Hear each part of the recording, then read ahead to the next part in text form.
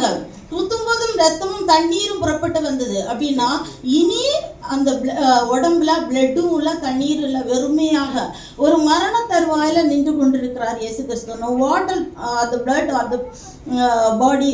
அப்போ சிலுவையில் வந்து பிளட்டும் இல்லை, வாட்டரும் இல்லை. அப்படி பிறகு ஒரு ட்ரை சிச்சுவேஷன்ல வந்து சொல்றாரு அந்த இடத்துல, என் பலன் ஓட்டி போல காய்ந்தது, என் நாவு மேல் வாயோட ஒட்டி கொண்டதுன்னு சொல்றாரு. என்னை மரண தூளிலே போடுகிறேன். இப்போ என் நாவு மேல் வாயோட ஒட்டி கொண்டது. நாவு வரலும் போது எவ்வளவு வறட்சி பாருங்க. உடம்புல ஒரு சொட்டு தண்ணி இல்லை, ரத்தம் இல்லை, அந்த நாவு பேசுறதுக்கு கூட முடியல. அந்த நேரத்துல சொல்றாரு முடிந்தது. அவர் வந்த நோக்கத்தை பிதா கொடுத்த பணி அந்த இடத்துல வந்து நிறைவேற்றி முடிக்கிறவரார அந்த இடத்துல சொல்றாரு முடிந்ததுன்னு சொல்றாரு. ஒன்று பார்க்கும்போது மீட்பின் திட்டத்தை நிறைவேற்றி முடிக்கிறாரு. இயேசு கிறிஸ்து இந்த உலகத்துக்கு வந்ததே பாவிகளை ரட்சிக்க, நம்மை மீட்டு கொள்ள, ஆண்டவரோடு கூட வைத்துக் கொள்ள, நித்திய ஜீவனை தரும்படியாக இந்த உலகத்திலே வந்தார். அந்த காரியத்தை வந்து நிறைவேற்றி முடிக்கிறாரு. நெக்ஸ்ட் பார்க்கும்போது நம்முடைய பாவத்திலிருந்து, அடிமைத்தனத்திலிருந்து, சாபத்திலிருந்து, பிசாசின் கிரியைகளிலிருந்து நம்மை விடுதலை செய்ய இயேசு கிறிஸ்து வந்தது அந்த இடத்துல நிறைவேற்றி முடிக்கிறாரு. நமக்கு பரிபூர்ண ஜீவனை கொடுக்க அவர் என்ன சொல்றாரு, நானும் அவைகளுக்கு ஜீவன் உண்டாயிருக்கும், அது பரிபூர்ணப்படம் வந்தேன்னு சொல்றாரு. பரிபூர்ணத்தை கொடுக்கும்படியாக இயேசு கிறிஸ்து வந்தார். நெக்ஸ்ட் பார்க்கும்போது உலகத்துக்கு ஒரு மாதிரியை காண்பிக்கும்படியாக, அவ்வளவு சூழ்நிலையிலும் நமக்கு மன்னிப்பை தருகிறவராகவும் அவருடைய அன்பை தியாகத்தை வெளிப்படுத்துகிறவராகவும் சிலுவையிலே காணப்படுகிறார். நெக்ஸ்ட் பார்க்கும்போது உலகத்தை, மொத்த உலகத்தை ரட்சிக்கும்படியாக, அவருடைய அன்புக்குள்ளாக வைக்கும்படியாக வந்ததே அந்த இடத்துல வந்து முடிந்ததுன்னு சொல்றாரு. அப்படின்னா நம்ம அதுக்கு மேல இதுக்கு மேல நீ பிசாசுக்கு அடிமை இல்லை, பாவத்துக்கு அடிமை இல்லை, நோய்க்கு அடிமை இல்லை, பிரச்சனைகளுக்கு அடிமை இல்லை, தோல்விக்கு வந்து நம்ம அடிமை இல்லை. எவ்வளவுதான் நம்மளை வந்து பிசாசு நெருக்கினால கண்டிப்பா வந்து இயேசு கிறிஸ்துவ ரத்தத்தினால நம்ம மீட்கப்பட்டவர்கள் எப்பவுமே கிறிஸ்துவோடு கூட இருக்க முடியும் என்ற ஒரு நம்பிக்கை அந்த இடத்துல வைத்துதான் சொல்றாரு இயேசு கிறிஸ்துவ முடிந்ததுன்னு சொல்றாரு. முழு கிரயகமும் அப்படின்னா அவருடைய முழு கிரயத்தை செலுத்தப்பட்டு தீர்ந்தது. என்ன, நாம் அவமானப்பட வேண்டிய இடத்துல, நம்ம துக்கப்பட வேண்டிய இடத்துல, முழு முழு தன்மையையும் நம்ம செய்ய வேண்டிய காரியத்துல, நம்ம சாக வேண்டிய இடத்துல இயேசு கிறிஸ்து அவர் சிலுவையில தொங்குனதுனால, அவருடைய ரத்தத்தை சிந்தினதுனால, அவருடைய ஜீவனை கொடுத்ததுனால இன்னைக்கு நம்ம சந்தோஷமா இருக்க முடியுது அடிமைத்தனத்திலிருந்து. நெக்ஸ்ட் பார்க்கும்போது நமக்கு தலை குனிவுகள், எத்தனையோ அவமானங்கள், நிந்தனைகள் வந்துட போறோம். இயேசு நமக்காக மரித்ததுனால இன்னைக்கு நாம் உயிரோடையும் சந்தோஷமாக இருக்க முடிகிறது. அந்த இடத்துல அவர் முடிந்தது என்று சொன்னதுனாலதான்.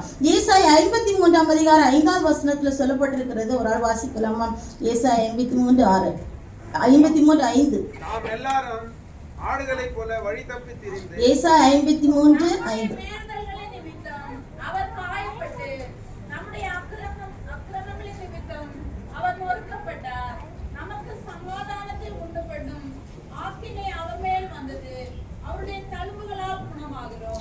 நம்முடைய மீறுதல்கள் நிமித்தம், நம்ம செய்த பாவத்தின் நிமித்தம் அவர் காயப்பட்டு, நம்முடைய அக்கிரமங்களின் நிமித்தம் அவர் நொறுக்கப்பட்டார், நமக்கு சமாதானத்தை உண்டு பண்ண, நமக்கு ஒரு சமாதானத்தை, நமக்கு ஒரு இளைப்பாறுதலை தரும்படியாக ஆண்டவர் வந்து அந்த இடத்துல வந்து முடிந்ததுன்னு சொல்றாரு. அவருடைய தழும்புகளால் சுகமாகிறார்.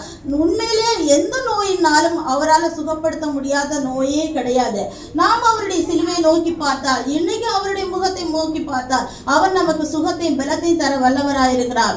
அவருடைய சிலுவை, அவருடைய முகத்தை நோக்கி பார்த்த ஜனங்கள் ஒருபோது வெட்கப்பட்டு போனதில்லை. 1 பேதுரு 2 அதிகாரம் 24 வசனத்துல சொல்லப்பட்டிருக்கிறது, நாம் பாவங்களுக்கு செத்து நீதிக்கு பிழைத்திருக்கும்படிக்கு அவர் தாமே தமது சரீரத்திலே நம்முடைய பாவங்களை சிலுவையின் மேல் சுமந்தார், அவருடைய தழும்புகளால் சுகமானோம்னு சொல்லிட்டு நம்முடைய பாவங்களை மன்னிக்கப்படுவதற்காகவும் நாம் பரிசுத்தவான்களாக ஒரு பரிசுத்த வாழ்க்கை வாழும்படியாக அவர் நம்முடைய பாவங்களை நம்முடைய சரீரத்திலே சுமந்து தேய்த்தார் என்று சொல்லப்பட்டிருக்கிறது. நாம் வேதனைப்பட வேண்டிய இடத்துல, நாம் சாக வேண்டிய, நீதிமானுக்காக ஒருவேளை ஒரு மனிதன் சாக துணிவான், நாம் நல்லவர்களா அல்ல, இருந்தாலும் நமக்காக ஒரு நல்ல மனுஷன், நல்லவர் நமக்காக மரித்து அவருடைய அவருடைய தியாகத்தை வெளிப்படுத்தினால நாம் இன்றைக்கு உயிரோட சந்தோஷமா இருக்க முடியாது. அந்த அன்புக்கு நம்ம வந்து ஈடு கொடுக்கவே முடியாது. அந்த சிலுவையை நம்ம நோக்கி பார்க்கும்போது இன்னைக்கும் ஆண்டவர் நம்ம பார்த்து போய் கேட்கிறான், நான் உனக்காக மரித்தேனே, நீ எனக்காக என்ன செய்கிறாய்? நான் உனக்காக மரித்தேனே, நீ என்ன செய்து கொண்டிருக்கிறாய்? இல்லை நான் உனக்காக மரித்தேன், நீ என்ன செய்ய போகிறாய்? நம்முடைய தீர்மானம் என்ன? வருஷம் வருஷம் நம்ம வந்து சிலுவையை நோக்கி பார்க்குறோம். பட் நம்முடைய தீர்மானங்கள் என்ன, நம்ம எப்படி வாழ்ந்து கொண்டிருக்கிறோம். ஒரு ஸ்டோரியை மட்டும் சொல்கிறேன். ஒரு மனிதனுக்கு வந்து அவர் செய்த குற்றத்துக்காக தீர்ப்பு வழங்கப்பட்டது. ஜட்ஜ்மெண்ட் சொல்கிறாரு, அவருக்கு வந்து மரண தீர்ப்பு அப்படின்னு சொல்லிட்டு தூக்கில் வந்து கொலை பண்ண போகிறாங்க. அப்போ அவங்க ஒய்ஃப் எவ்வளவோ கெஞ்சுறாங்க அவர்கிட்ட, இல்லை இல்லை என் புருஷன் எனக்கு வேணும், இவர் இல்லாமல் என்னால் வாழ முடியாது, ப்ளீஸ் தயவு செய்து அவரை விட்டு விடுங்க. எப்படியும் ட்ரை பண்ணி பார்க்குறாங்க, எப்படியா ரொம்ப முயற்சித்து பார்த்தாங்க, அவங்களால முடியவே இல்லை. அந்த நாளும் வந்தது, அந்த தீர்ப்பு வந்து நிறைவேற வேண்டுமே, அவர் வந்து கொண்டு வந்து விட்டுருக்காங்க. விடும்போது அவங்களுக்கு கடைசி நேரம் கொடுக்கப்படும். அப்போ அவங்க கேட்கும்போது அவர் சொல்கிறார், என்னை எப்படியாவது விடுதலை செய்யுங்க அப்படின்னு. அப்போ அவர் சொல்கிறார், இல்லை முடியாது அப்படின்னு சொல்லிட்டு தீர்ப்பு வழங்கி அவர் வந்து கொல்றதுக்காக வச்சுருக்கும்போது அந்த மணி சத்தம் கேட்கும். மணி சத்தம் கேட்கும்போது 3 மணி, ஃபஸ்ட்டு ஒரு பெல்லு, அதுக்கப்புறம் 2வது பெல்லு, அதுக்கப்புறம் 3வது பெல்லு. முதல் மணிக்கே பெல் அடிக்கிறாங்க, பெல்லு சத்தம் கேட்கல. அவரை அப்படியே வெயிட் பண்ணுறாங்க, சைலண்டாக இருக்குது. 2வது இடத்துலையும் பெல் அடிக்குது, ஆனால் மணி சத்தம் கேட்கல, வெயிட் பண்ணுறாரு. 3வது அந்த டைம் வருது, மணி சத்தம் கேட்கல. மணி சத்தம் கேட்கலன்னா அவரை வந்து கொலை பண்ண முடியாது. அந்த அந்த மரணம் வந்து அந்த நேரத்தில் தடுக்கப்பட்டது.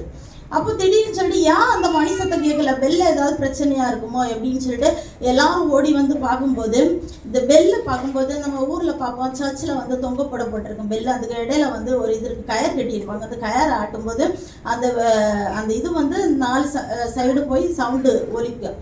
அப்போ இந்த தாயார் அவ்வளோ கெஞ்சி பார்த்த அவங்க மனைவி அவங்க வந்து அவரை வந்து விடுவிக்கப்படலை.